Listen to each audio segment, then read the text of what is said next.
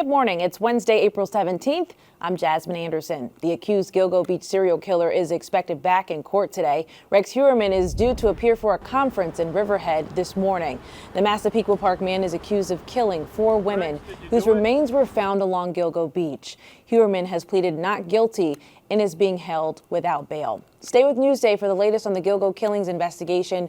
We will have a team of reporters inside the courtroom, and you can read the latest on the case on Newsday.com. Click Get More below the NewsdayTV video box. We're learning more about one of the men charged in the shooting death of NYPD Detective Jonathan Diller from Massapequa Park. Lindy Jones was back in court yesterday. Court records revealed Lindy claims he had, quote, no idea his passenger, Guy Rivera, was going to shoot Detective Diller last month during a traffic stop in Queens. Jones has been indicted on weapons charges in the case. NYPD officers filled the courtroom for yesterday's hearing.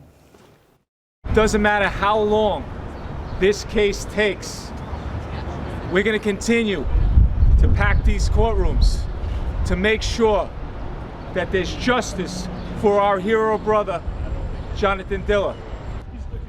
Jones is due back in court next month, the same day as the accused gunman, Guy Rivera. The owner of the Bayville Adventure Park is headed to prison for over $3 million in COVID-19 loan fraud. Donald Finley was sentenced to 2 years in federal prison yesterday. The 61-year-old pleaded guilty to lying on loan applications to receive millions in COVID disaster funds. The Locust Valley man used the money for personal expenses, including buying a home in Nantucket.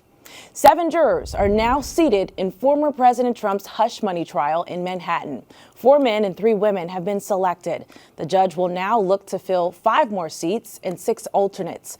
Trump is accused of falsifying records to cover up a $130,000 in payments to adult film star Stormy Daniels to conceal an alleged affair from voters ahead of the 2016 election. Yesterday, we heard from a dismissed juror about the process. You got a sense that people were really trying to put anything that they had brought to this aside and step in and do their civic duty. And be as biased and impartial as they possibly could, and that people really were being honest, answering the questions. The trial is off today, but jury selection will resume tomorrow. Opening statements could begin as soon as Monday. Read more about the Trump trial on Newsday.com. Click Get More below the Newsday TV video box. Only a Newsday, an independent health care monitor has been named for Cold Spring Hills Nursing Home. Lisa Wickens-Altieri, president of Capital Health Consulting LLC, will serve in the role at the Woodbury facility. Monitoring will focus on improving resident care, maintaining staffing, and ensuring state and federal guidelines are followed. Tomorrow, the nursing home's owner faces a deadline to pay more than $2 million in restitution for failing to make employee health care payments. Greenport has declared a state of emergency after recent storms destroyed the village bulkhead. The declaration will allow Greenport to take bids on repair work in Mitchell Park sooner than expected. The nor'easter earlier this month flooded neighborhoods and docks and left holes in bulkhead. A lot of the docks were really jostled quite badly. A number of them, in fact, a 1/4-inch thick sheet metal connections were just ripped apart.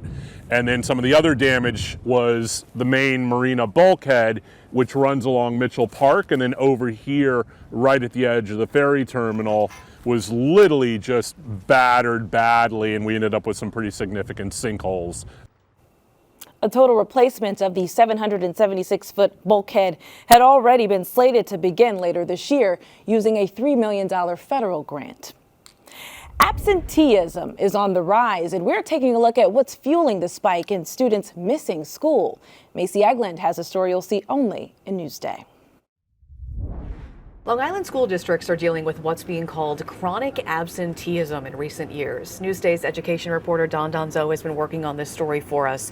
So what's the trend that you've seen lately? How many days are these students actually missing? So chronic absenteeism means the student is missing 18 or more days out of the 180 days of the entire school year.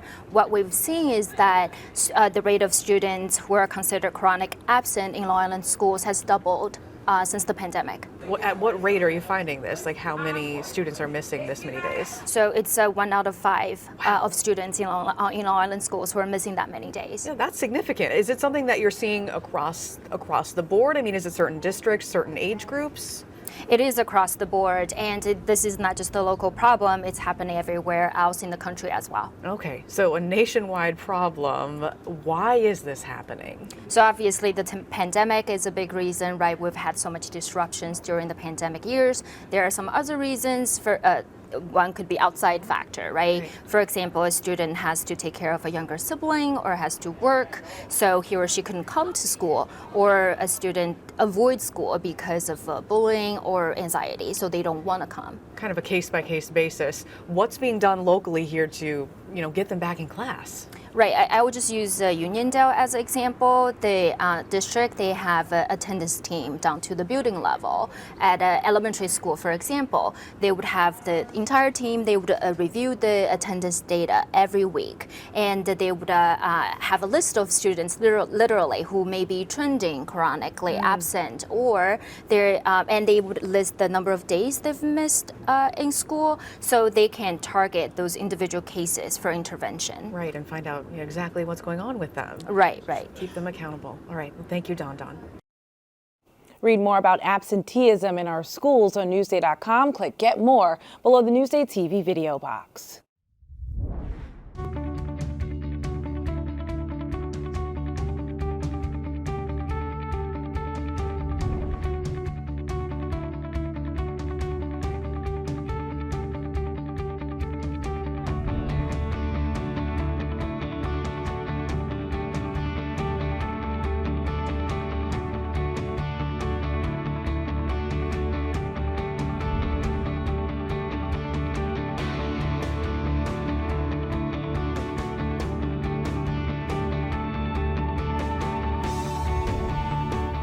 Revisiting the Harlem Renaissance 100 years later, we continue the adventures of Scott Vogel today in a story you'll see only in Newsday.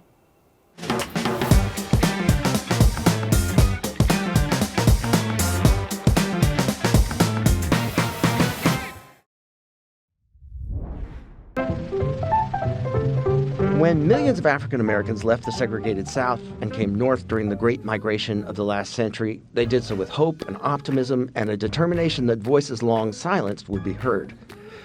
Many of those voices came here to New York City, sparking a movement that would change American art and culture forever. And this year marks the 100th anniversary of that movement, the Harlem Renaissance, making it a perfect time to appreciate again the voices behind its words, music, and pictures, voices that inspire the world to this day. The Harlem Renaissance did not speak with one voice. It spoke with cameras and paintbrushes, typewriters, and piano keys, producing works that were jubilant and defiant and heartbreaking and joyous. Much of the Harlem it depicted is gone now, or so it seems at first glance. Like most of the jazz clubs and speakeasies that earned 133rd Street the nicknames Swing Street and Jungle Alley. But the spot where a teenage Billie Holiday was discovered still pulses and throbs with jazz and bebop on weekend nights. Fashion statements that championed boldness, self-determination, ideas of what success looked like, what cool looked like, continue to inspire Harlem's designers and makers today. And while the writers and artists may be gone, the scenes they captured and the ideas they espoused live on, many of them celebrated in a new exhibition currently on view at the Met. The Victoria Theater is no longer a vaudeville house. Only its facade and lobby remain, but behind them are two brand new stages run by the legendary Apollo Theater next door. They're in Harlem's tallest building, where up on the 5th floor is the lobby of the 211-room Renaissance Harlem New York Hotel, which, you guessed it, is a beautiful and brand new tribute to the 100-year-old Renaissance. Sometimes the Renaissance is hiding in plain sight behind an unmarked door at American Legion Post 308, where Sunday afternoons are for converging on a basement where there's soul food and jazz that sounds just as hot in the 2020s as it did in the 1920s. The Renaissance is as much a part of Harlem's present and its future as its past. You just have to know where to look. Read more about the Harlem Renaissance on Newsday.com. Click Get More below the Newsday TV video box. Now let's take a peek outside. A beautiful start to the day. Look at that gorgeous sunrise. Here's a look at Main Beach in East Hampton Village. Bright and sunny. Spring is here and we are loving it. Checking out your day planner. The nice weather is ending though. Mostly cloudy today. Highs around 55 degrees. Rain moving in later this afternoon. Tomorrow, more showers and highs in the 40s. And here's a look at your futurecast. Rain begins this afternoon, but we'll start to see heavier rain this evening. Looking at your 7-day forecast now, you can see rain for the next few days. No rain after Friday, which is good news. So we'll have a pretty decent weekend. That's your 7-day forecast.